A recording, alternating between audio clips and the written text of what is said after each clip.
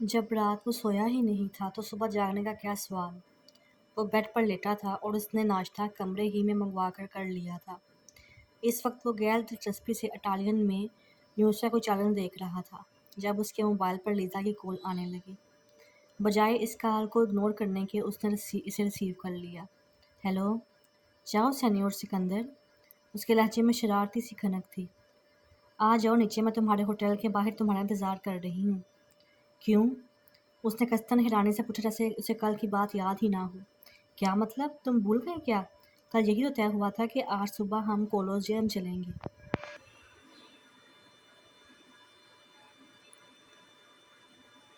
अगर तैयार नहीं हुए तो जल्दी से तैयार होकर नीचे आ जाओ, मैं तुम्हारा इंतज़ार कर रही हूँ।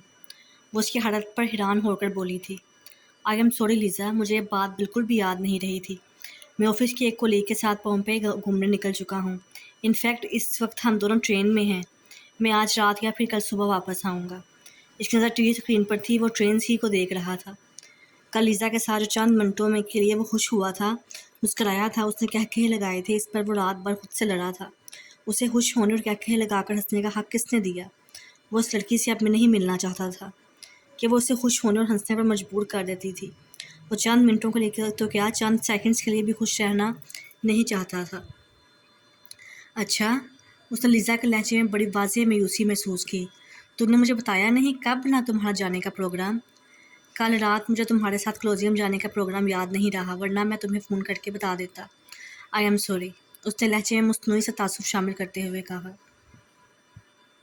चलो कोई बात नहीं, तुम इंजॉय करना करो।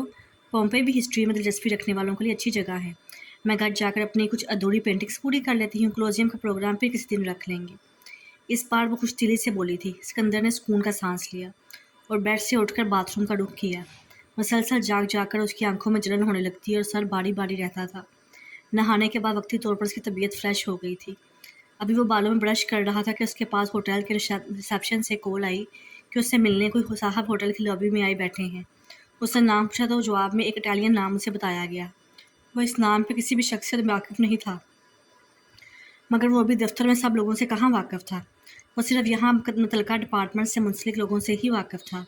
यकीनन ये ऑफिस ही से कोई शख्स था और यकीनन ऑफिस ही के हवाले से कोई ज़रूरी काम था। वो फ़ौरन ही बज़रिया लिफ्ट नीचे आ गया। खूबसूरत इंटीरियर वाली इस लॉबी में थोड़े थोड़े फासले पर नरम और गद्दार सोफ़े और मेज़ें मौजूद थी। चिकने खूबसूरत टाइल्स, कीमती फ़ानूस और दीवारों पर बने हसीन नक्शों नगार इस जगह को बहुत आर्टिस्टिक लुक दे रहे थे। वो वहाँ किसी इटालियन मर्द से मिलने आया था, मगर वहाँ आते ही सामने ही एक सोफ़े पर लीज़ा बैठी नज़र आ गई। वो उसी की तरफ देख रही थी। उसे ना देखने का तासुर दे ही नहीं सकता था। अपने झूठ पर शर्मिंदगी और खसियाहट महसूस करते हुए उसके पास आ गया। लीज़ा उसे घूर रही थी। तो सीनियर सिकंदर इस वक्त पोम्पेई जा रहे थे और ट्रेन में हैं।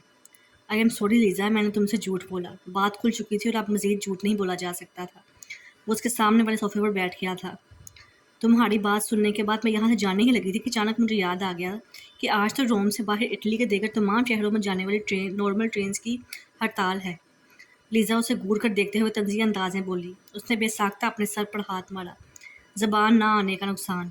हालांकि वो सुबह जागा था, एक न्यूज़ चैनल ही देख रहा था और उस पर इसने ट्रेन्स और रोम के रेलवे स्टेशंस की फुटेजेस देखी थी। अगर ज़बान आती होती तो कम से कम वो ट्रेन का लफ्ज़ तो हरगज़ ना बोलता। समझ तो मुझे आ गया था कि तुम मेरे साथ कोलोजियम नहीं जाना चाहते, इसलिए झूठ बोल रहे हो। मगर मेरा दिल चाहा कि मैं झूठे को उसके झूठ के खुल जाने का बता कर जाऊँ। वो हकीकतन बहुत शर्मिंदा था। उससे तो कहीं बेहतर होता कि वो उसको साफ लफ्ज़ों में जाने से इनकार कर देता।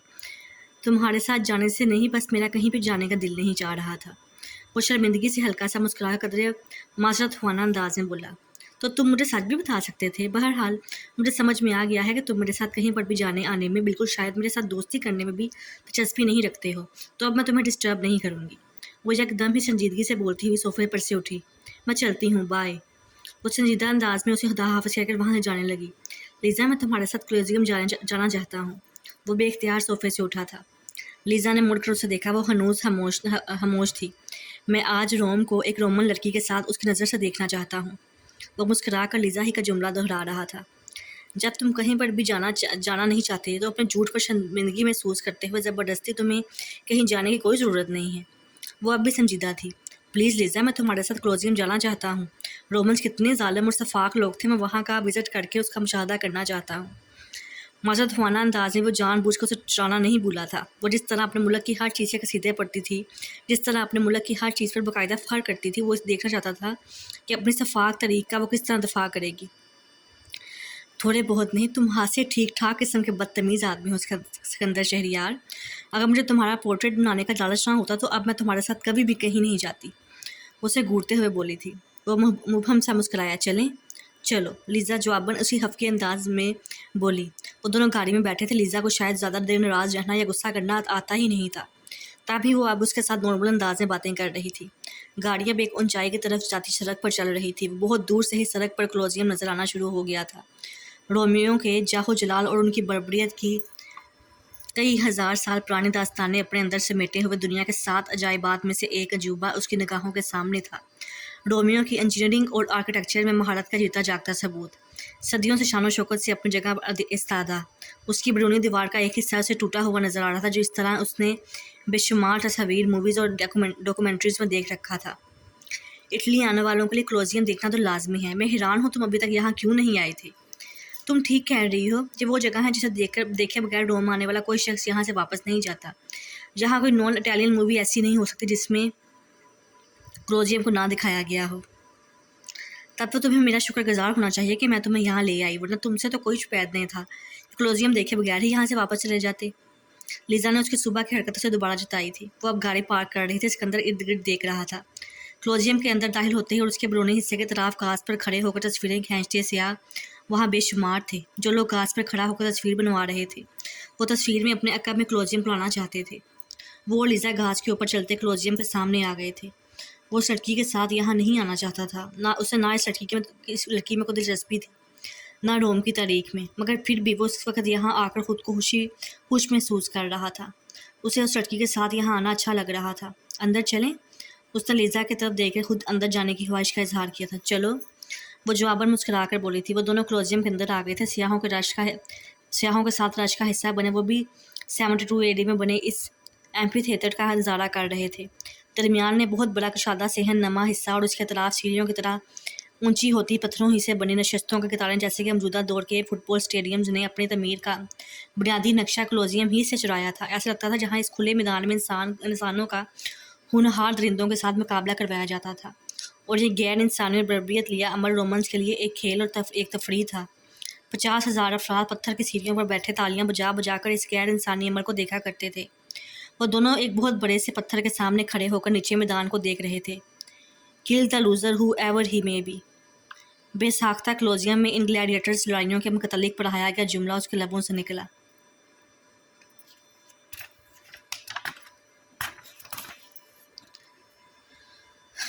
अगर होनहार दरिंदे को जान से मार दिया तो गुलाम और मुजरिम आज़ाद नहीं, तो दरिंदे के हाथों उसकी मौत, जो हारेगा वो मरेगा। तुम लोगों की तारीख जुल्म और सफाकी से बड़ी हुई है। तुम ठीक कह रहे हो, रोमन बादशाह अपने वक्त के जालिम तरीन लोग थे। वो इस बार बगैर बुरा माने बोली। पर रोमन इतने बुरे भी नहीं होते। मैं एक रोमन लड़की को जानता हूँ और वो काफ़ी अच्छी है। अपनी शख्सियत और अपने मज़ार से बहुत मुख्तलिफ जुमला बिल्कुल बेख्तियार उसके लबों से निकला था। लीज़ा इस तरीफ़ी जुमले पर खुश होकर मुस्कुराई थी। तो तुम इस अच्छी रोमन लड़की को ये इजाज़त दे रहे हो कि वो तुम्हारा चेहरे के तमाम नकूश, ख़ास तौर पर तुम्हारी आँखें, उनके तमाम तर तासर के साथ नूस पर उतार सके? मैंने ऐसा तो कुछ नहीं कहा। वो जवाबन मुस्कुराया। ओह, मैं खुश हो गई थी, लेकिन खैर, अभी तो तुम्हारा यहाँ काफ़ी दिनों का क़याम बाकी है। देख लेना, मैं तुम्हें राज़ी करने में कामयाब हो ही जाऊँगी।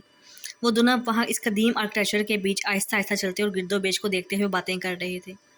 वो लीज़ा के पुरयकीन से अंदाज पर मुबहम सा मुस्कुराया था, क्योंकि वो जानता था कि ऐसा कभी भी होने वाला नहीं था। उसके साथ कहीं चले जाना, घूमने फिरने पर राज़ी हो जाना अलग बात थी, मगर उससे हट कर वो किसी बात के लिए भी कभी भी राज़ी नहीं हो सकता था।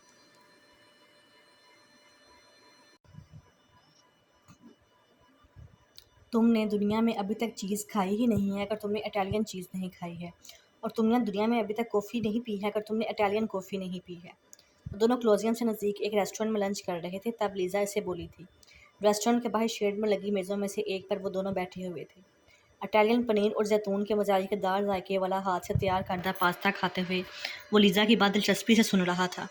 वो अपनी इसी टोन को बरकरार रखते हुए एक पल का ड्रामाई वक्फा देने के बाद मज़ीद बोली, और तुम अभी तक दुनिया में किसी सच्चे आर्टिस्ट से नहीं मिले हो अगर तुम लीज़ा महमूद से नहीं मिले हो।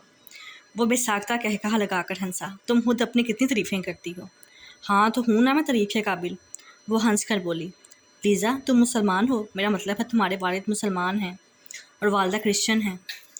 کچھ دیر کے بعد کھانا کھاتے کھاتے اس نے پوچھا، مگر سوال منہ سے نکلنے کے ساتھ ہی اسے اس کے نامناسب ہونے کا احساس ہوا۔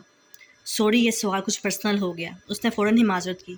نہیں، یہ سوال مجھے تو پرسنل نہیں لگا، وہ سنجیدگی سے بولی۔ میں مسلمان ہوں سکندر، اس لیے نہیں کہ میرے پاپا مسلمان ہیں، بلکہ اس لیے کہ میں نے خود اپنے لیے اس مذہب کو چنا ہے۔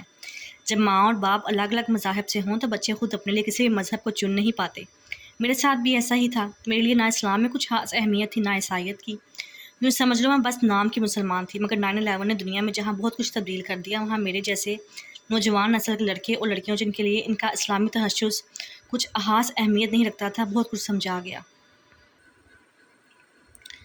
جب 9/11 کا واقعہ رونما ہوا، میں 18 سال کی تھی، ایک کنفیوز سی نو عمر لڑکی، جس کے لیے اپنی ماں یا باپ میں سے کسی ایک کے مذہب کو چننا دشوار کام تھا، جس کے لیے مذہب ایک ثانوی چیز تھی۔ مگر پھر جب میں نے اسے اپنے ساتھ، اپنے جیسے بہت سے نام کے مسلمانوں کے ساتھ، ان کے محض اسلامی نام یا اسلام پہ سرسری سے تعلق کی وجہ سے امتیازی سلوک ہوتے دیکھا، تب جیسے میں چونک سی گئی تھی۔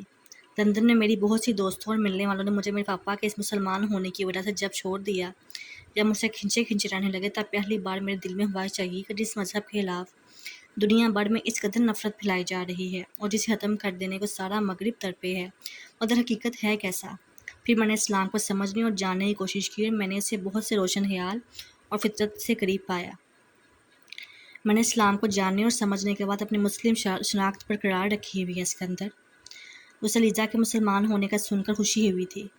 اسے اب یہ بھی سمجھ میں آ رہا تھا کہ اس کے ساتھ پیزا یا پاستا کچھ بھی کھاتے ہوئے لیزا گوشت کی جگہ سبزیوں یا مچھلی سے بنی ڈش کا انتخاب کیوں کرتی ہے، اور اس کا لباس چاہے جتنا بھی مغربی وضع کا ہو، مگر جسم کو مکمل طور پر ڈھانپے ہوئے کیوں ہوتا ہے۔ تم پاکستان سے ہونا سکندر؟ کھانا کھا لینے کے بعد وہ دونوں وہیں بیٹھے کافی پی رہے تھے، ڈارک اسٹرانگ کافی، بغیر کریم یا دودھ کے، خالصتاً اٹالینز کی طرح۔ کافی یا گونڈ لیتے ہوئے لیزا نے اچانک اس سے پوچھا، نیشنلٹی کا پوچھ رہی ہو تو وہ امریکن ہے، ہاں تعلق کی بات کرتی ہو تو وہ میرا پاکستان ہی سے ہے۔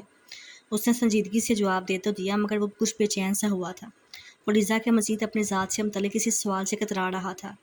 وہ اس کے ساتھ سخت رویہ نہیں رکھنا چاہتا تھا، مگر وہ اپنے بارے میں کچھ بتانا بھی نہیں چاہتا تھا۔ تمہارے پاپا بھی تو پاکستان سے تعلق رکھتے ہیں، مگر تمہیں اردو نہیں آتی۔ اس نے جلدی سے گفتگو کا رخ لیزا کی طرف موڑ دیا۔ اسے اندازہ تھا کہ وہ بطونی لڑکی اب اس موضوع پر اور پھر سے اس موضوع سے کچھ اور بات نکال کہیں اس سے کہیں پہنچ جائے گی۔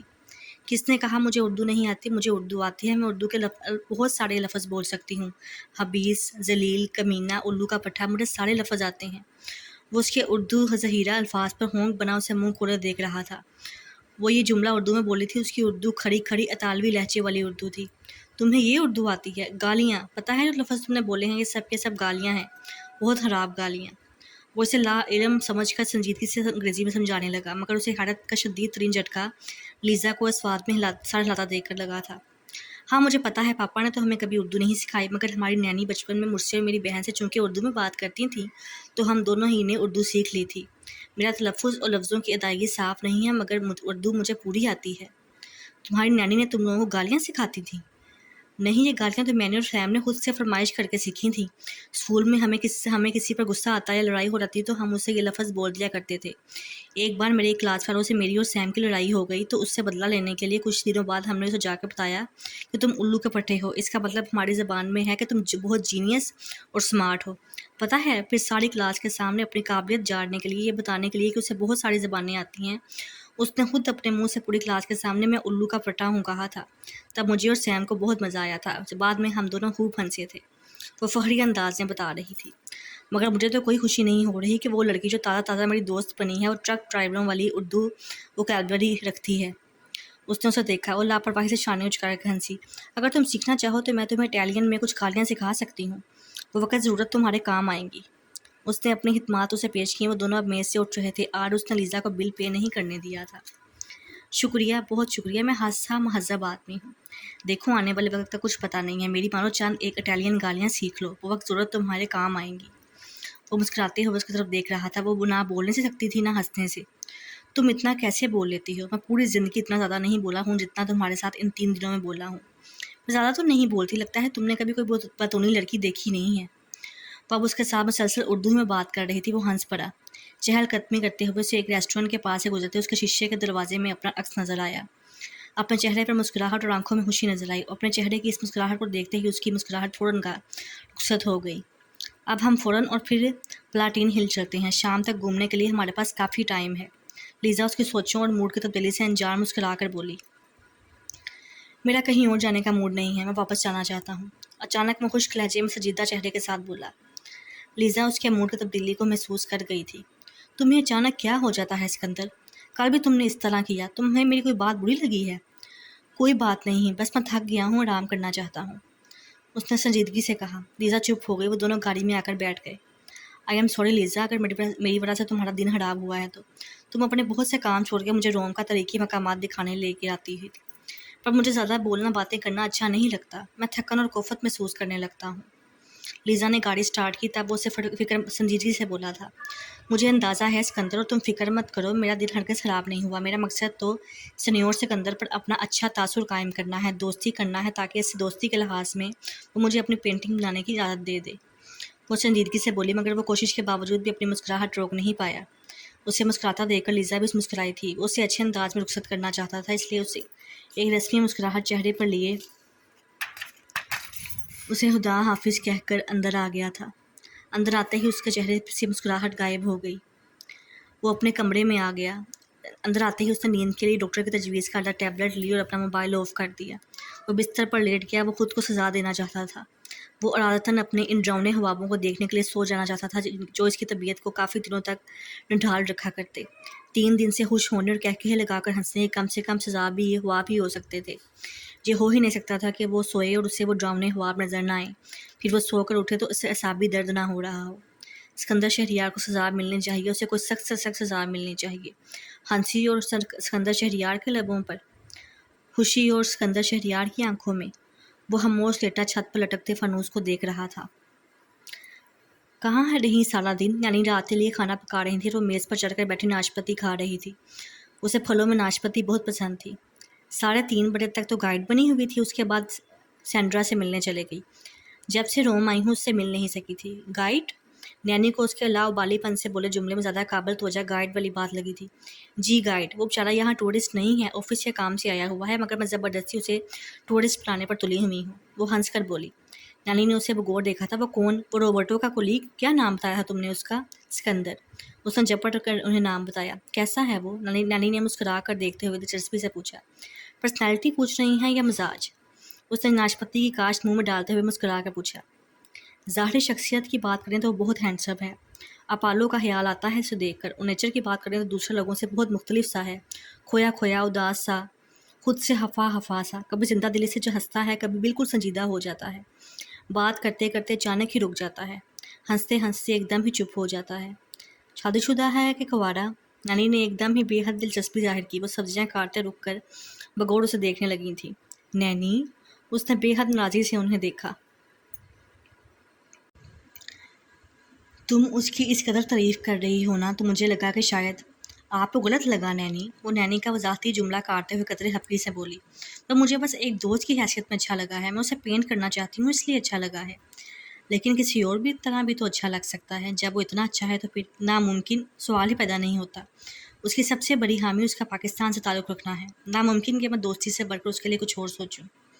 نینی کو اس کی بات بری لگی تھی۔ وہ پاکستان کی برائی سن کر ہمیشہ اسی طرح رد عمل ظاہر کیا کرتی تھیں۔ پاکستانی ہونا کیا اتنا برا ہے لیزا؟ ہاں میرے لیے برا ہے، میں کسی مسلمان آدمی سے شادی کروں گی، مگر وہ مسلمان آدمی پاکستان سے ہرگز تعلق نہیں رکھتا ہوگا۔ آپ مجھے اس طرح ناراضی سے مت گھوریں۔ آپ خود کون سا آپ پاکستانی ہیں؟ گزشتہ 24 سالوں سے آپ اٹیلین ہیں۔ ایسا پہلی بار نہ ہوا تھا۔ وہ برملا پاکستانی مردوں کا برا کہا کرتی تھی، اور نینی اس کے برا کہنے پر ہر بار یوں ہی بدمزہ ہوا کرتی تھی۔ پاکستان کے خلاف یہ ساری نفرت سین میں تمہارے اندر ڈال دی ہے لیزا، انہوں نے ہفکی سے کہہ کر دوبارہ سبزیاں کاٹنی شروع کر دی تھیں۔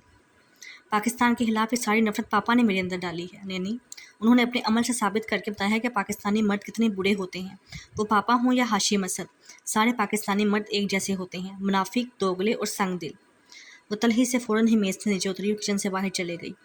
نینی کے چہرے پر کچھ برہمی تھی، انہوں نے اسے روکنے کی کوشش نہیں کی۔ وہ اوپر اپنے اسٹوڈیو میں آ کر خود کو پینٹنگ میں مصروف کر چکی تھی جب اسے سیڑھیوں سے کسی کے اوپر چڑھنے کی آوازیں سنائی دی تھیں۔ نینی اوپر اس کے پاس آئی تھی، ان کے چہرے پر اب اس کے لیے حق ہی نہیں بلکہ ممتا اور محبت تھی۔ وہ ان کے پیار کے اظہار پر اب مزید اپنا منہ ٹھڑاب نہیں رکھ سکتی تھی۔ آپ چلیں، میں آ رہی ہوں، وہ مسکرا کر بولی۔ وہ گردن ہلاتی واپس نیچے جا رہی تھی۔ لیزا کام روک کر انہیں جاتا ہوا دیکھ رہی تھی۔ ماں کی اصل گود اور اصل پیار تو اس نے پایا ہی نہیں تھا۔ ہاں، ماں کے جیسی پیار کی جھلک اس نے نینی کے پیار میں دیکھی تھی۔ وہ جوانی میں بیوہ ہو گئی تھی، اولاد تھی نہیں۔ وہ اور ان کا خاندان اس کے دادا کے خاندان کے جدی پشتی ملازم تھے۔ اس کی دادی کے بیٹے کی اٹالین عورت سے شادی کے سبب اپنی پوتیوں کی تربیت اور پرورش سے متعلق تفکرات لاحق تھے۔ پوتیوں کی اسلامی حدود پر تربیت کے لیے انہوں نے اپنی قابل بھروسہ ملازمہ مہر النساء کو اٹلی بیٹے کے پاس بھیج دیا تھا۔ تب نانی 36-37 سال کی تھی۔ تو پھر جب ان بہنوں کا گھر ٹوٹا، ان کا ساتھ چھوٹا، تب ان کی بہنوں کی زندگیوں میں نانی کی ضرورت بھی ختم ہو گئی تھی۔ جب گھر ہی نہ رہا تو کسی آیا یا ملازمہ کی کیا ضرورت باقی رہ جاتی تھی؟ مگر پیچھے پاکستان میں بھی نانی کا کون تھا؟ وہاں جا کر بھی انہوں نے اس کی دادی کے گھر پر یا پھر کہیں نہ کہیں کسی نہ کسی کے گھر پر آیا ہی بننا تھا۔ تو پھر یہ ملک کیا برا تھا؟ وہاں روم میں پاکستانی ایمبیسڈرز کو اپنے بچوں کی دیکھ بھال کے لیے پاکستانی آیا کی ضرورت تھی۔ وہ اچھے حسب و نسب والی ملازمہ تھی۔ اس حوالے کی بنیاد پر انہیں روم میں دوسری ملازمت فوراً ہی مل گئی تھی۔ پھر آنے والے برسوں میں وہ کسی نہ کسی پاکستانی سفارتکار یا بزنس مین کے گھر پر ان کے بچوں کی آیا کے طور پر یا ان کے بچوں کی قرآن پاک پڑھانے کا کام کرتی رہی تھی۔ ان تمام برسوں میں لیزا کا ان سے برابر رابطہ رہا تھا۔ 5 سال قبل جب اس نے روم میں اپنا فلیٹ خریدنے کا سوچا تھا، اب اس کے ذہن میں فوراً ہی خیال آیا تھا کہ وہ اپنے فلیٹ کی دیکھ بھال کے فرائض نینی کے سپورٹ کر دے گی۔ اس نے اب نینی کو کہیں پر بھی ملازمت کرنے سے منع کر دیا تھا۔ وہ خود تو یہاں صرف 2 ماہ گزارا کرتی تھی، لیکن باقی سارا سال اس کے فلیٹ کا خیال نینی رکھتی تھی۔ وہ انہیں ان کے اخراجات کے لیے پابندی سے ہر ماہ لندن سے پیسے بھیجا کرتی تھی۔ اس کی پرورش اور تربیت میں ان کا بہت ہاتھ تھا۔ وہ ماں نہیں تھی پر ماں جیسی تو تھیں۔ ان کا حق تھا اور اس کا فرض کہ اب جب وہ بوڑھی ہو چکی ہیں وہ ان کا خیال رکھے۔ وہ کھانا کھانے کے لیے نیچے آ گئی تھی۔ کھانا کھانے اور کافی کے بعد آج اس کا رات بھر کام کرنے کا موڈ تھا۔ وہ بہت اندھیری، بڑی ہیبت ناک جگہ تھی، جیسے کوئی غار، کوئی سرنگ۔ وہاں روشنی کا نام و نشان تک نہ تھا۔ اسے وہاں بہت ڈر لگ رہا تھا۔ اسے اس اندھیرے سے وحشت اور تنگ جگہ پر گھٹن ہو رہی تھی۔ وہ وہاں سے بھاگ جانا چاہتا تھا۔ وہ مدد کے لیے چلا رہا تھا۔ وہ چیخ چیخ کر رو رہا تھا۔ کوئی تھا جو اس اندھیرے میں چلتا اس کے سامنے آ کر کھڑا ہو گیا تھا۔ وہ اسے تمسخرانہ نظروں سے دیکھتے اس کی بے بسی پر کہے لگا رہا تھا۔ وہ خود کو بچانے کے لیے ہاتھ پاؤں مار رہا تھا، مگر نہ وہ وہاں سے بھاگ پا رہا تھا، نہ ہی اس شخص کے خود کو دور کر پا رہا تھا۔ زور زور سے چلاتے یکدم ہی اس کی آنکھ کھل گئی تھی۔ چند سیکنڈ سے بالکل کسی مردے کی طرح ساکت بیڈ پر پڑا رہا۔ اس کے جسم میں کوئی جنبش نہیں تھی۔ کچھ دیر بعد جب وہ اپنے ہاتھ پاؤں ہلانے کے قابل ہوا تب اس کا ہاتھ بے ساختہ اپنے چہرے پر گیا۔ اس کا چہرہ آنسوؤں سے بھیگا ہوا تھا۔ اسے پسینہ آنے لگا۔ اس کے جسم پر کپکپاہٹ طاری ہو گئی تھی۔ اسے اپنے کمرے کے گپ اندھیرے میں شدید ترین گھٹن ہونے لگی۔ وہ اپنی ساری ہمت جمع کر کے بستر سے اٹھا تھا۔ وہ کمرے کی تمام کھڑکیاں کھولنا چاہتا تھا۔ وہ کمرے کی تمام بتیاں روشن کرنا چاہتا تھا۔ وہ لاس اینجلس میں رہ رہا تھا اور کیلیفورنیا یونیورسٹی میں اپنی انڈر گریجویٹ اسٹڈیز میں مصروف تھا۔ اسے گھر کی یاد بالکل نہیں آتی تھی۔ اسے اگر کوئی یاد آتا تھا تو وہ اس کی امّو جان تھی۔ باقی اسے اپنے گھر کے نہ کسی فرد کی یاد آتی تھی، نہ کسی چیز کی۔ امّو جان سے اس کے فون پر خوب لمبی گفتگو ہوتی تھی، جبکہ شہریار خان سے اس سے فون پر انتہائی مختصر بات کیا کرتے تھے۔ سرسری انداز میں اس کی تعلیم اور کیمپس سے متعلق چند سوالات اور پھر مخصوص جملہ کہ اسے پیسوں یا کسی اور چیز کی ضرورت تو نہیں، وہ اس کا رزلٹ کیسا دیکھنا چاہتے ہیں، آگے اس کے مستقبل کے لیے کیا سوچتے ہیں، کچھ بھی نہیں۔ یہ سب وہ یقیناً سکندر سے کہتے ہوں گے۔ وہ اپنے گھر کے مقابلے میں خود کو لاس اینجلس میں زیادہ پرسکون محسوس کرتا تھا، جہاں اسے ہر وقت کسی کے ساتھ اپنا موازنہ نہیں کرنا ہوتا تھا۔ وہ سکندر کو کبھی بولے سے بھی فون نہیں کرتا تھا۔ سکندر خود بھی ہر 10-15 دن میں اس کو فون کیا کرتا۔ وہ جان چھڑانے والے انداز میں چند منٹ کی بات کر کے سکندر سے پیچھا چھڑا لیا کرتا۔ باپ کے رویے اور ایک بے مقصد سی مقابلہ بازی اور اس مقابلے بازی میں پے درپیش شکست نے اسے خاصا تلخ اور سنجیدہ بنا دیا تھا۔ کیمپس میں اس کی بہت زیادہ دوستیاں نہیں تھیں، گنتی کے چند ایک ہی دوست تھے جن کے ساتھ وہ اکثر نظر آتا تھا۔ جس طرح شہریار خان نے سکندر کو بوسٹن میں رہائش کے لیے کرائے پر فلیٹ دلا رکھا تھا، اسی طرح اسے بھی لاس اینجلس سے فلیٹ مہیا کیا گیا تھا۔ فرق صرف اتنا تھا کہ سکندر کے لیے رہائش کا انتظام کرنے وہ بوسٹن خود گئے تھے، خود اس کی رہائش کے لیے جگہ منتخب کی تھی، گھر کا سارا سامان ڈلوایا تھا، جبکہ اس کے لیے یہ کام لاس اینجلس میں اپنے واقف کے ذریعے کروا دیا تھا۔ پیسہ اس کے لیے بھی اتنا ہی خرچ کیا گیا تھا، مگر اس پر اپنا وقت اور اپنی توانائیاں برباد نہیں کی گئی تھیں۔ اس روز رات میں اسکندر کا اس کے پاس فون آیا تھا۔ وہ خود کو ذہنی اور جذباتی طور پر اسکندر سے بہت دور لے جا چکا تھا۔ وہ اسے سوچنا نہیں چاہتا تھا، اس سے بات کر کے، اس سے مل کر، سوائے اپنے ہارے ہوئے ہونے اور اپنی دوسری پوزیشن پر کھڑے ہونے کے اسے اور کوئی احساس نہیں ملا کرتا تھا۔ کیسے ہو زین؟ اس کے خشک سے ہیلو کے جواب میں اسکندر گرم جوشی سے بولا تھا۔ ٹھیک ہوں۔ اس نے جواباً اس کی خیریت معلوم کرنے کی زحمت نہیں کی تھی۔ اسپرنگ بریک میں میں گھر جا رہا ہوں، تم بھی آ جاؤ، کتنے مہینے ہو گئے ہیں ہم دونوں ایک دوسرے سے ملے نہیں ہیں۔ اس سے قبل وہ چھٹیوں میں جب گھر گیا تھا تب اس نے قصداً جانے میں دیر کر دی تھی، کیونکہ اسے پتا تھا کہ اسکندر چھٹیاں گزار کر واپس جا چکا ہوگا۔ اسکندر اس کے آنے کا انتظار کرتے کرتے، اسے فون پر بلاتے بلاتے آخرکار مایوس ہو کر جس روز بوسٹن واپس لوٹا تھا، وہ اسی اگلے دن ہی واشنگٹن واپس اپنے گھر پہنچ گیا تھا۔ میرا موڈ نہیں ہے، میں چھٹیاں اپنے دوستوں کے ساتھ گزارنا چاہتا ہوں، وہ خشک سے لہجے میں بولا تھا۔ اس کا لہجہ کسی بھی طرح کے جذبات سے عاری تھا۔ وہ اب بچہ نہیں تھا، بڑا ہو چکا تھا، اسے اب اپنے جذبات لوگوں سے چھپانا آ گیا تھا۔ ضروری نہیں تھا کہ وہ اسکندر کے لیے جو کچھ محسوس کرتا اس کا لفظوں میں اظہار بھی کرے۔ اس کا سرد اور خشک رویہ اسکندر کو زین کی زندگی میں اس کی جگہ بتانے کے لیے کافی تھا۔ پھر بھی تم کوشش تو کرو زین، دوستوں کے ساتھ پھر چلے جانا، مجھے تم بہت یاد آ رہے ہو۔ اسکندر کے لہجے کی محبت اسے بناوٹی محسوس ہوئی تھی۔ وہ خود کو بہت اچھا ثابت کرنے کے لیے پوز کیا کرتا تھا۔ اسے اسکندر کی اس منافقت اور دوگلی شخصیت سے نفرت تھی۔ میں نے تمہیں بتایا ہے نا، میں نہیں آ سکوں گا۔ کسی اور چھٹیوں میں میرا آنے کا موڈ بنا تو میں تمہیں بتا دوں گا، وہ اسی خشک سے لہجے میں بولا تھا۔ اچھا چلو، جیسے تمہاری مرضی۔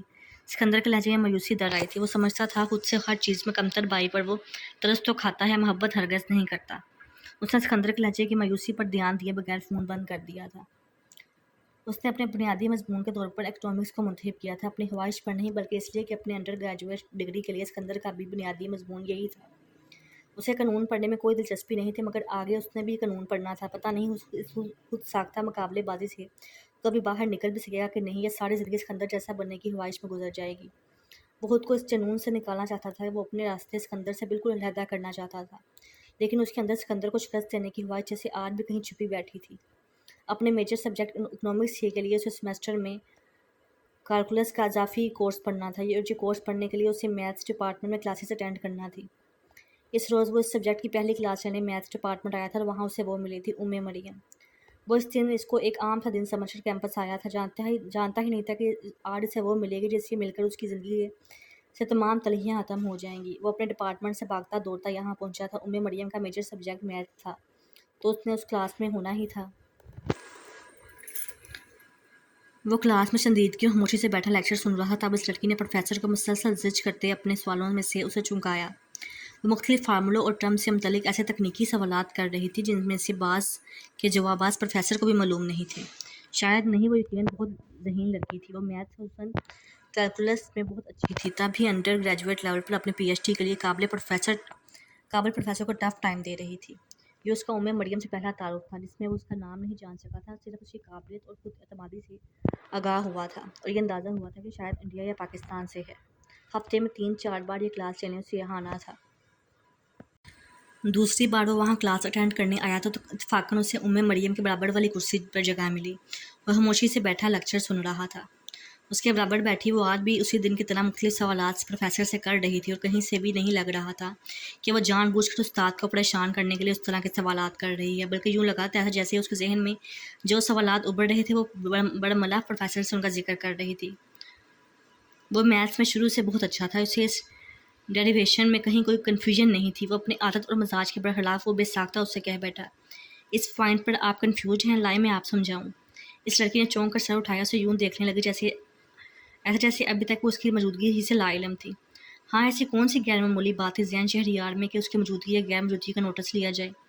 اسکندر سے حسرت محسوس کرتے کرتے اب وہ اس حد تک تلخ سوچ کا حامل ہو گیا تھا کہ اپنے بارے میں بھی بہت کم ہی کچھ اچھا سوچ پاتا تھا۔ آپ کو یہ ڈیریویشن سمجھ میں آ گئی ہے؟ اس لڑکی نے کچھ حیرت کچھ خوشی سے کہا تھا۔ اس نے مسکراتے ہوئے سر اس بات میں ہلایا اور پھر اسی کی نوٹ بک پر اسے ڈیریویشن شروع سے آخر تک سمجھا دی۔ کل 10 منٹ لگے تھے اسے سمجھانے میں۔ آپ کا بہت شکریہ، وہ مسکراتے ہوئے تشکر آمیز انداز میں بولی تھی۔ یو آر ویلکم، وہ جواباً مسکراتے ہوئے کرسی سے اٹھا۔ آپ نے تو اپنا نام نہیں بتایا۔ وہ بھی اس کے ساتھ ہی کرسی سے اٹھی تھی۔ وہ اس وقت کلاس میں صرف وہ دونوں تھے، زین شہریار۔ میں مریم ہوں، تم سے مل کر خوشی ہوئی زین۔ اس کے تعارف کے جواب میں اس نے دوستانہ انداز میں اپنا تعارف کروایا تھا۔ اس کا بے تکلف انداز اسے اچھا لگا تھا۔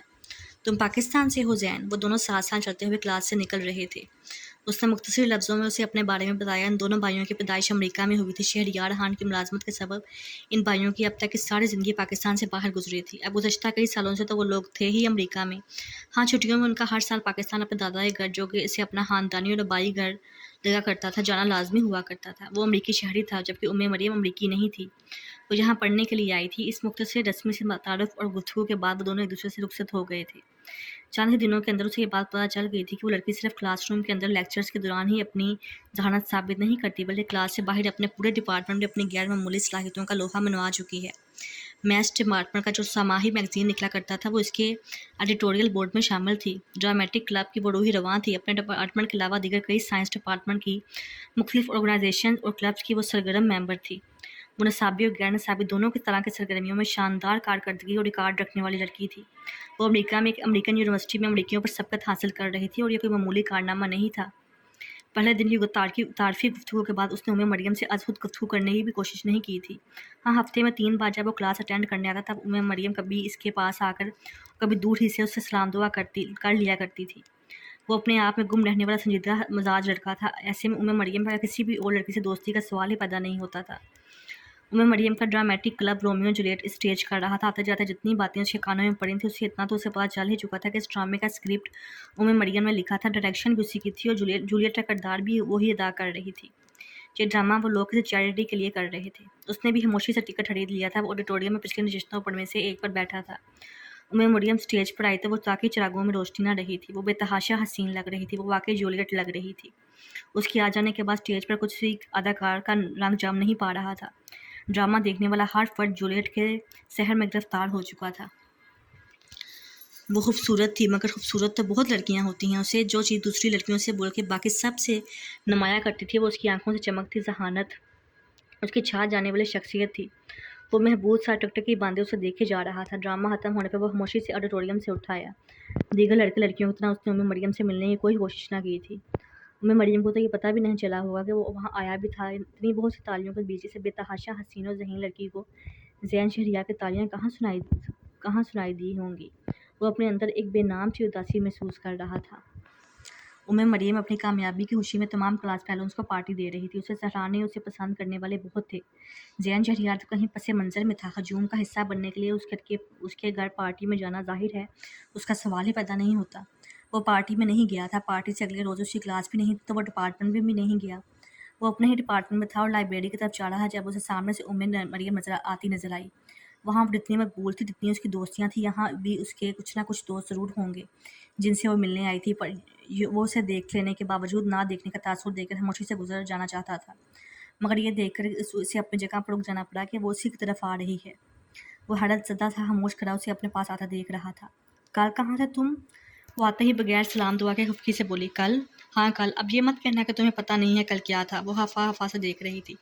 کل کیا تھا مریم؟ اپنے دل پر حیرت اور بے تحاشا خوشی محسوس کرتے اس نے بظاہر اسے چھیڑا تھا۔ کیا واقعی مریم نے کل اس کے نہ آنے کو محسوس کیا تھا؟ کل پارٹی رکھی تھی نا میں نے اپنے گھر، سب آئے تھے تمہارے۔ وہ ناراضی سے اسے گھور رہی تھی۔ مگر تم نے مجھے کب بلایا تھا؟ وہ مسکرا رہا تھا۔ میں نے ساری کلاس کو انوائٹ کیا تھا، اور مجھے اچھی طرح یاد ہے جب میں نے کلاس میں پارٹی کا اعلان کیا تھا تم بھی کلاس میں موجود تھے۔ میں اجتماعی دعوت دیے جانے پر کہیں نہیں جاتا۔ مجھے مجموعے کا حصہ بننے میں قطعاً کوئی دلچسپی نہیں ہے۔ وہ اس بار قطرے سنجیدگی سے بولا تھا۔ بڑے مغرور ہو تم زین شہریار۔ اگر مجھے پتا ہوتا کہ تم اس قدر مغرور اور خود پسند ہو تو تمہیں علیحدہ سے پارٹی کی دعوت دیتی۔ اس نے جواباً مریم پر یہ ثابت کرنے کی ہرگز کوشش نہیں کی تھی کہ وہ مغرور اور خود پسند نہیں ہے۔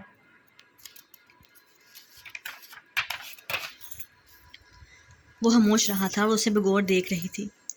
پلے والے دن بھی آئے مگر مجھ سے ملے نہیں۔ سب مجھ سے ملنے، مجھے مبارکباد دینے آئے سوائے تمہارے۔ کل پارٹی پر بھی میں نے تمہارا اس قدر انتظار کیا مگر تم غائب۔ اس قدر مغرور بھی نہیں ہونا چاہیے انسان کو۔ تو اس نے اسے پلے والے دن دیکھا تھا۔ وہ مریم کی شخصیت کے زہر میں گرفتار بے شمار افراد میں سے ایک فرد نہیں تھا۔ وہ اس کے ہونے اور نہ ہونے کو محسوس کیا کرتی تھی۔ زندگی میں پہلی دفعہ اپنی ذات کے بارے میں اس نے اپنے اندر ایک سچی خوشی ابھرتی محسوس کی۔ اسے زندگی میں پہلی بار خود اپنے آپ پر پیار آیا، خود سے محبت کا احساس جاگا۔ وہ اتنا غیر اہم بھی نہیں، وہ اتنا عام سا بھی نہیں کہ یوں ہی نظر انداز کر دیا جائے۔ میں نے سوچا اتنے لوگ تمہیں مبارکباد دے رہے ہیں، سلا رہے ہیں، ان سب کے بیچ میری مبارکباد کی شاید تمہیں ضرورت ہی نہ ہو۔ تم نے بالکل غلط سوچا تھا زین، میں نے تمہاری مبارکباد کا بہت انتظار کیا، میں نے کل پارٹی پر بھی تمہارا بہت انتظار کیا۔ چلو جو ہو گیا سو ہو گیا، آج تمہاری اس خوشی اور کامیابی کو سیلیبریٹ کر لیتے ہیں، کہیں ساتھ لنچ کر لیتے ہیں۔ اس نے مسکرا کر کہا۔ مریم کے چہرے پر پھیلنے والی خوشی بڑی بے ساختہ تھی۔ کیا وہ اس کے لیے خوش تھی کہ وہ اس کے ساتھ وقت گزارنے کی بات کر رہا تھا؟ کیا وہ زین شہریار اس غیر معمولی لڑکی کے لیے کچھ غیر معمولی اہمیت اختیار کر گیا تھا؟ جو اسے نظر آ رہا تھا، جو مریم کی نگاہیں اسے بتا رہی تھیں، اسے سمجھ لینے کے باوجود بھی وہ سمجھنے سے ہچکچا رہا تھا۔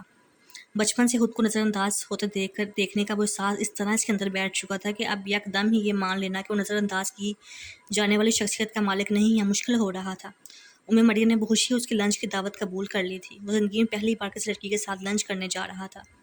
امریکہ جیسے ملک کا شہری ہوتے وہاں پلتے بڑھتے 19 سال کی عمر تک پہنچ جانے کے باوجود اس کی ابھی تک کوئی گرل فرینڈ نہیں تھی۔ وہ صرف اس لیے لنچ ہی نہیں کروا رہا تھا بلکہ وہ اس کے لیے گلدستہ اور چاکلیٹس کا ایک باکس بھی ساتھ لے کر آیا تھا، اس کی کامیابی پر اسے مبارکباد دینے کے لیے بطور تحفہ۔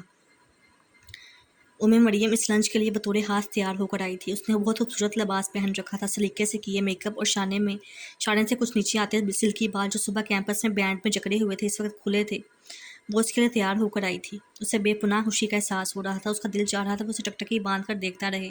یہ اہتمام اس پیاری سی لڑکی نے اسی کے لیے کیا تھا۔ بہت اچھی لگ رہی ہو، وہ اس کے چہرے کو محبت سے دیکھتے ہوئے بولا۔ شکریہ، میں نے سوچا تم خاص طور پر میرے اعزاز میں مجھے یہ لنچ دے رہے ہو تو مجھے بھی ذرا اچھی طرح تیار ہو کر آنا چاہیے، وہ جواباً مسکرا کر بولی۔ ساتھ لنچ کرتے ہوئے وہ دونوں دنیا زمانے کے تمام موضوعات اور باتیں کر رہے تھے۔ وہ لڑکی صرف حسن اور ذہانت میں ہی یکتا نہیں تھی، وہ ہر چیز اور معاملے میں منفرد تھی۔ اس کا ذوق بہت ہی اعلیٰ تھا، کھانے پینے سے لے کر لباس، دلچسپیوں، دوستیوں اور زندگی گزارنے کے انداز تک۔ اس کی گفتگو کا انداز اتنا خوبصورت تھا کہ اس کا جی چاہتا ہے وہ بولتی رہے اور وہ سنتا رہے۔ اس روز لنچ کر کے وہ دونوں ریسٹورنٹ سے باہر نکلے تو ایک دوسرے کے بہت نزدیک آ چکے تھے۔ وہ لڑکی اس کے لیے بہت اہم ہو چکی تھی۔ اب وہ کلاس اٹینڈ کرنے آتا تو وہ دونوں کلاس میں ساتھ بیٹھتے، لائبریری میں ساتھ بیٹھ کر اپنے اسائنمنٹس بناتے۔ لائبریری، جم، کیفیٹیریا، کیمپس کے آس پاس کی دیگر جگہیں، ایسی کوئی جگہ ہی نہیں تھی جہاں وہ ساتھ وقت نہیں گزارتے تھے۔ وہ کم گو تھا، اپنی ذات میں گم رہتا تھا، کچھ زیادہ سوشل بھی نہیں تھا، مگر اب مریم کے ساتھ وہ بے تکان گھنٹوں باتیں کیا کرتا تھا۔ کیمپس میں جن کلب کی سرگرمیوں میں وہ مصروف رہا کرتی تھی، اسے بھی زبردستی ان میں شامل کرنے کی کوشش کرتی۔ وہ صرف اور صرف اس کے ساتھ زیادہ سے زیادہ وقت گزارنے کی دھن میں ان سب میں شامل ہو جاتا تھا۔ وہ پاکستان سے آئی تھی اور یہاں اپنے چچا کے پاس رہ رہی تھی۔ وہ بہت اچھی فیملی کی لڑکی تھی۔ وہ جس وقت اس کے ساتھ ہوتی تب تو اس کے ساتھ ہوتی ہی تھی، مگر جب اس ساتھ نہ ہوتی وہ تب بھی ساتھ محسوس ہوا کرتی۔ وہ رات اسے سوچتا اور اس کی باتیں یاد کر کے مسکراتے ہوئے سوتا تھا۔ اب اسے گھر کی رتی برابر بھی یاد نہیں آتی تھی۔ شہریار خان اب بھی اس میں اور اس کے اندر واضح فرق کرتے تھے، مگر اسے اب کوئی فرق نہیں پڑتا تھا۔ اب اس کندر کو سرے سے سوچا ہی نہیں کرتا تھا۔ اسے زندگی سے پیار ہو گیا تھا۔ اسے زندگی میں پہلی بار خود اپنے آپ سے پیار ہو گیا تھا۔ اس کا خوش رہنے کو دل چاہتا تھا اور وہ بے پناہ خوش رہتا بھی تھا۔ اس کے دل نے اس سے کہا کہ وہ مریم کے ساتھ کچھ گھنٹوں، کچھ مہینوں یا چند سالوں کے لیے نہیں بلکہ عمر بھر کے لیے چاہتا ہے۔ ہاں، وہ مریم سے محبت کرنے لگا۔ وہ لڑکی اس کے لیے ناگزیر ہو چکی تھی۔ وہ اس کے لیے ساتھ اپنے ساری زندگی گزارنا چاہتا تھا۔ وہ دونوں ایک دوسرے کے لیے جو بھی جذبات رکھتے تھے مگر ابھی تک ایک دوسرے سے ان کا اظہار نہیں کیا تھا۔ یہ ایک انکہی تھی جسے دونوں سمجھتے تھے، پر محبت کا لفظ ابھی تک زبان سے ادا نہیں ہوا تھا۔ اس کے اندر ایک ڈر، ایک ہچکچاہٹ سی تھی کہ اگرچہ جانتا تھا کہ وہ لڑکی اس سے والہانہ پیار کرتی ہے، مگر کیا وہ اس سے شادی بھی کرنا چاہتی ہے؟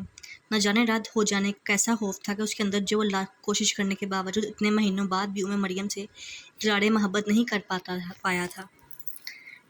کیلکولس کا پہلا کورس ختم کر کے وہ اگلے سیمسٹر میں جا چکا تھا، مگر اب انہیں ملنے کے لیے اس کلاس کی ضرورت بھی کہاں تھی۔ وہ دونوں ہمہ وقت ساتھ ہوتے تھے۔ ایشین اسٹوڈنٹس کی ایک تنظیم تھی جو وہاں زیر تعلیم ساؤتھ ایشین اسٹوڈنٹس کے لیے وقتاً فوقتاً مختلف پروگرامز کا اہتمام کرتی رہتی تھی تاکہ اس طرح ان ممالک کے طالب علموں کو ایک دوسرے کے قریب آنے اور ایک دوسرے کو جاننے کا موقع ملتا رہے۔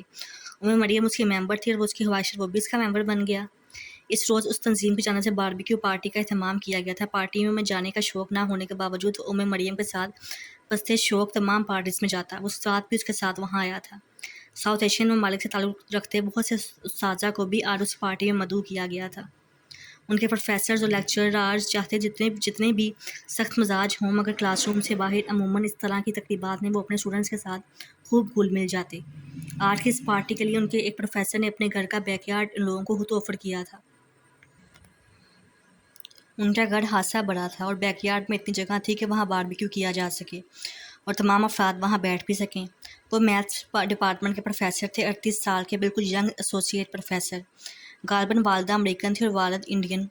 زین لڑکوں کے ایک گروپ کے ساتھ بیٹھا باتیں کر رہا تھا اور مریم اپنے پروفیسر اور چند دوسرے اسٹوڈنٹس کے ساتھ باربیکیو کی تیاریوں میں مصروف تھی۔ اسے پروفیسر کا اس سے اتنا گھلنا ملنا اور باتیں کرنا اچھا نہیں لگ رہا تھا۔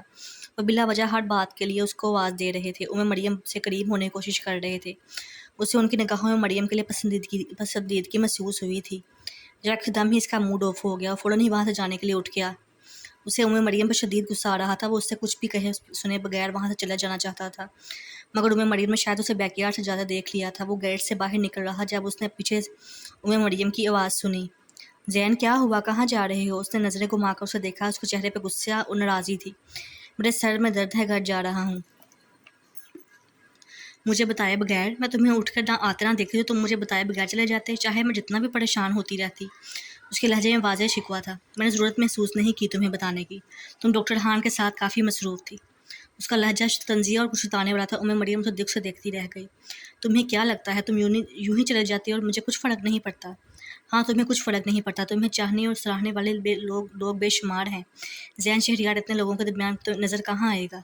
وہ بہت بے مربتی سے بولا۔ اس کا لہجہ سخت تھا۔ اس نے مریم کی آنکھوں میں آنسو آتے دیکھتے تھے۔ ٹھیک کہا تم نے، زین شہریار مجھے کیسے نظر آ سکتا ہے؟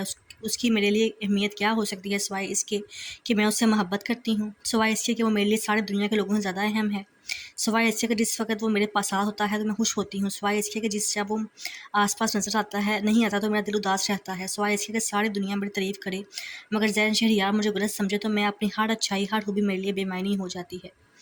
اپنے رویے اور اپنے لفظوں کی سختی پر شرمندہ ہونا بھول گیا۔ مریم کے آنسوؤں پر بھی دھیان نہیں دے پا رہا تھا۔ وہ اس کے لفظوں میں موجود محبت کی شدت پر ساکت کھڑا رہ گیا۔ مریم، وہ بے اختیار اس کے پاس آیا تھا۔ اس کے سمجھ میں نہیں آ رہا تھا وہ اس سے کیا کہے۔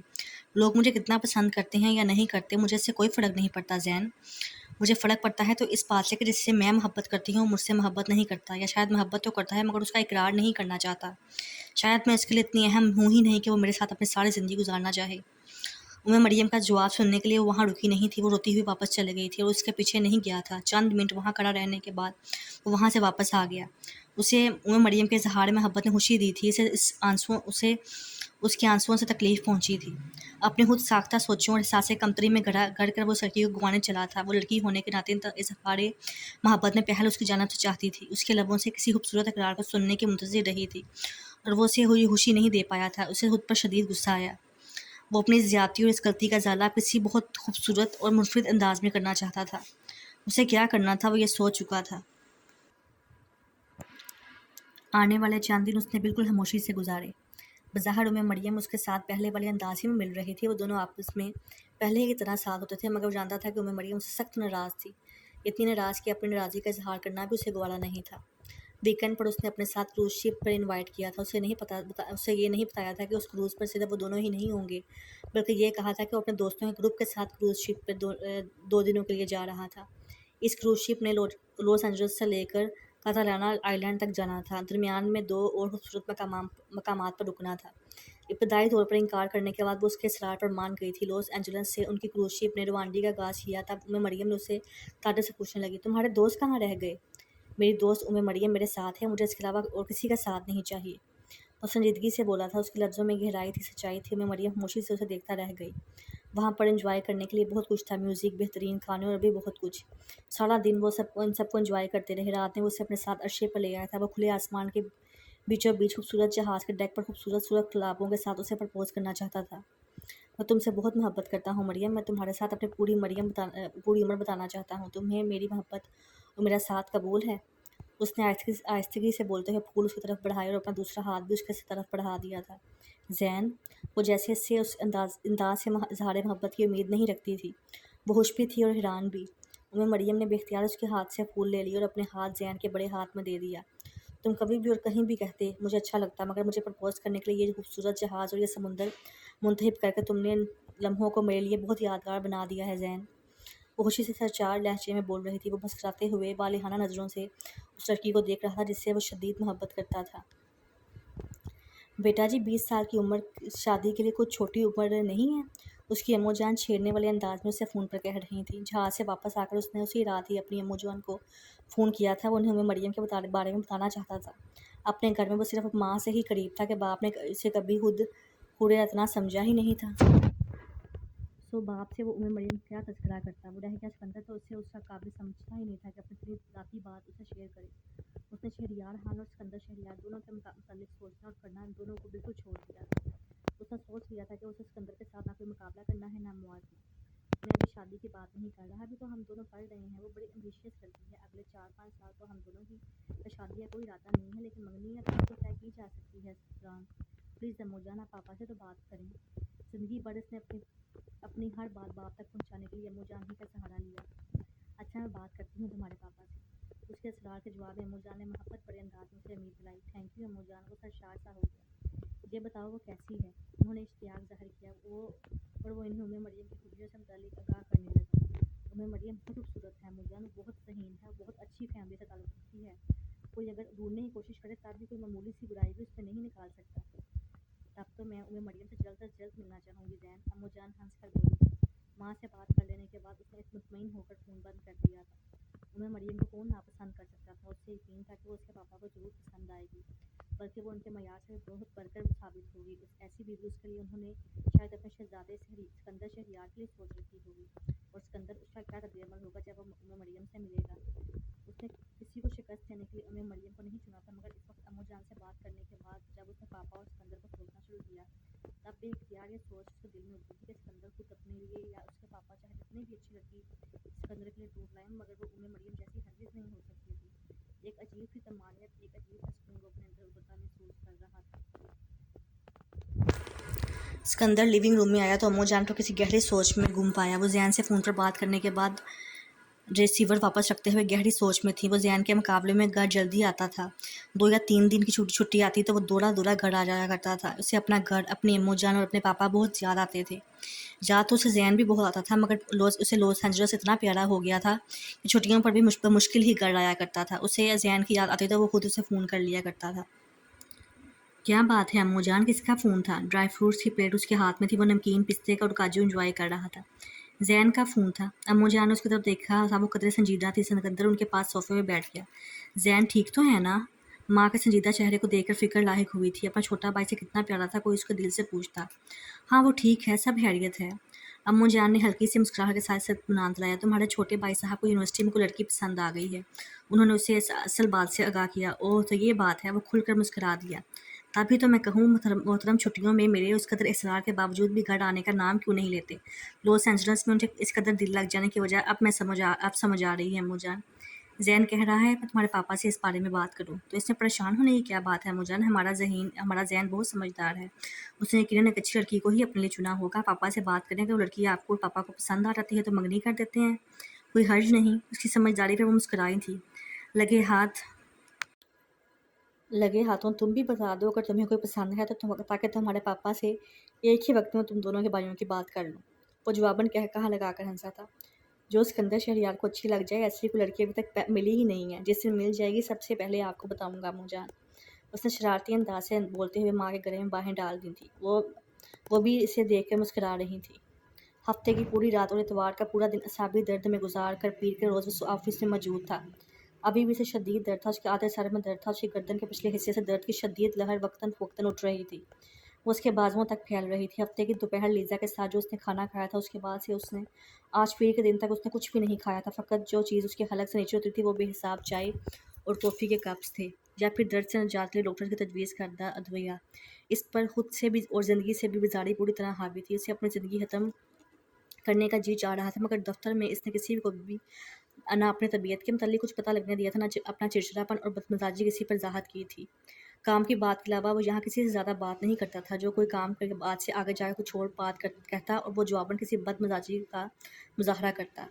ایک روبرٹو تھا یہاں، جس سے دوسروں کی نسبت اس کی زیادہ بات چیت ہو جایا کرتی، مگر اس سے بھی دوستی یا بے تکلفی کے زمرے میں ہرگز شامل نہیں کیا جا سکتا تھا۔ چنانچہ اگر روبرٹو واپس آ بھی چکا ہوتا تب بھی وہ کام بولتا اور اپنے کام سے کام رکھتا، اور اس پر اپنے مزاج کی کوئی تبدیلی آشکار نہ ہونے دیتا۔ جہاں تو وہ چند ہفتوں کے لیے آیا تھا، دوحہ جہاں وہ اپنا مستقل رہا کرتا تھا، وہاں اس نے کسی کو خود سے ایک حد سے زیادہ نزدیک نہیں آنے دیا تھا۔ اس کے کولیگ بہت تھے، اس کے واقف بہت تھے، اس کے ملنے والے بہت تھے مگر اس کا دوست کوئی نہ تھا. اس نے کبھی کسی کے ساتھ دوستی کرنے کی کوشش ہی نہیں کی تھی. ایک لکیر کھینچ کر رکھتا تھا وہ اپنے اور اپنے واقف سے ہر شخص کے بیچ. اس حد فاصل سے آگے آنے کی کسی کو جرت نہیں دی تھی سوائے اس لڑکی زیزا محمود کے جو زبردستی اس کے نزدیک آنے کی کوشش کر رہی تھی. زبردستی اس سے بے تکلف ہونے اور دوستی کرنے کی کوشش کر رہی تھی. اتوار کا پورا دن اس نے اپنا موبائل آف رکھا تھا. وہ ریزا محمود سے کسی بھی طرح کا تعلق کوئی واسطہ نہیں رکھنا چاہتا تھا. چند لمحوں کی ہنسی کتنی کڑی سزا. درد کی اٹھتی شدید لہر کو برداشت کرتے ہوئے اس نے سوچا وہ اب لیزا سے کبھی نہیں ملے گا. نہ وہ اس سے ملے گا، نہ ہی کچھ پھر کبھی وہ ہنسے گا، نہ خوش ہوگا، نہ کہہ لگائے گا، اور نہ ہی پھر اسے خود کو یوں سزا دینے کی ضرورت پڑے گی. مگر اسے پتہ نہیں تھا کہ وہ آج پھر اس کے آفس آمنے والی ہے. وہ ڈائریکٹر سے فنانس کے آفس سے متعلق سنجیدہ اور پیشہ ورانہ نوعیت کا ڈسکشن کرنے باہر نکلا تو اسے لیزا سامنے ہی کھڑی نظر آئی. وہ اسے نظر انداز کر کے وہاں سے چلا جانا چاہتا تھا. سکندر کسی آفس سے نکل کر کوریڈور میں آگے بڑھتا نظر آیا تو اس نے حسب عادت بے تکلفانہ انداز میں اسے مخاطب کیا. یقیناً سکندر نے اسے دیکھا ہی نہیں تھا ورنہ ہیلو ہائی کرنے ضرور رکتا. جہاں کمپنی کے اس آفس کے لیے اس نے جو پینٹنگز بنا کر دینی تھی انہی کے حوالے سے آج اسی کمپنی کے چند سینئر ایگزیکٹو کے ساتھ دوبارہ میٹنگ تھی. اس کی جہاں گزشتہ میٹنگ خاصی کامیاب رہی تھی کمپنی اس سے اس کا منہ مانگا معاوضہ دینے کو تیار تھی. آج پینٹنگز کا موضوع طے کرنا تھا. کچھ تھیمز پر ان سب نے گزشتہ میٹنگ میں بات چیت کی تھی. کچھ پرپوزل آج لائی تھی. آج موضوع طے کر لیے جانے کے بعد اس نے اس پروجیکٹ پر کام شروع کر دینا تھا. وہ آج یہاں لانے کے لیے اس کا سارا دن مختلف آئیڈیاز پر کام کرتی رہی تھی. خاصی مصروف رہی تھی مگر مصروفیت میں بھی اس نے دن میں دو بار سکندر کو کال کی تھی اور دونوں مرتبہ اس کا نمبر بند ملا تھا. ہفتے کے روز وہ اس کے ساتھ خوشگوار موڈ میں رہا تھا. انہوں نے بہت باتیں کی تھیں. سکندر نے اسے اپنی تازہ بنی دوست قرار دیا تھا اور اس کی نئی بنی دوست ٹرک ڈرائیوروں والی اردو زبان بولتی ہے اس پر اظہار افسوس بھی کیا تھا. آخر میں آ کر اس کا موڈ تھوڑا اپسیٹ ہو گیا تھا مگر وہ کچھ ڈسٹرب سا نظر آنے لگا تھا ورنہ باقی تو وہ سارا وقت بڑے اچھے اور دوستانہ موڈ میں اس کے ساتھ رہا تھا. ایسے میں وہ یہ تو ہرگز نہیں سوچ سکتی تھی کہ سکندر نے اپنے موبائل اس کی وجہ سے آف کر رکھا تھا. اس نے سوچا تھا کہ بس یہیں کہ شاید وہ آرام کرنا چاہتا ہوگا یا پھر شاید اسے اپنے آفس کے کاموں کی کوئی مصروفیت لاحق تھی اور وہ ڈسٹرب نہیں ہونا چاہتا ہوگا اس لیے سیل آف کر دیا ہوگا. مگر اس کے تمام اندازے اور تمام خیالات اس وقت سکندر کے سرد اور سپاٹ چہرے کو دیکھ کر غلط ثابت ہو گئے تھے. وہ اس کی آواز دینے پر رکا تھا. نگاہوں میں اجنبیت نہیں تھی مگر ایک سخت سا تاثر موجود تھا جیسے وہ اس سے بات نہیں کرنا چاہتا تھا. جاؤ سینیور سکندر. اس نے خوشگوار مسکراہٹ کے ساتھ اپنے مخصوص انداز میں گفتگو کا آغاز کرنا چاہا. جاؤ. بغیر مسکرائے سنجیدہ اور سپاٹ سے انداز میں وہ اسے کہتا ہوا وہاں سے بالکل بھی نہیں رکا تھا. وہ جواباً کیا کہنے کے لیے لب کھول رہی ہے یہ سننے کی زحمت کیے بغیر وہ وہاں سے تیز قدموں کے ساتھ آگے بڑھ گیا تھا.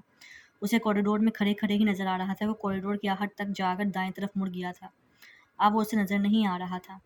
اسے اپنے آپ میں بہت عجیب سا محسوس ہوا تھا. وہ یہاں کیوں آئی ہے؟ کیسے آئی ہے؟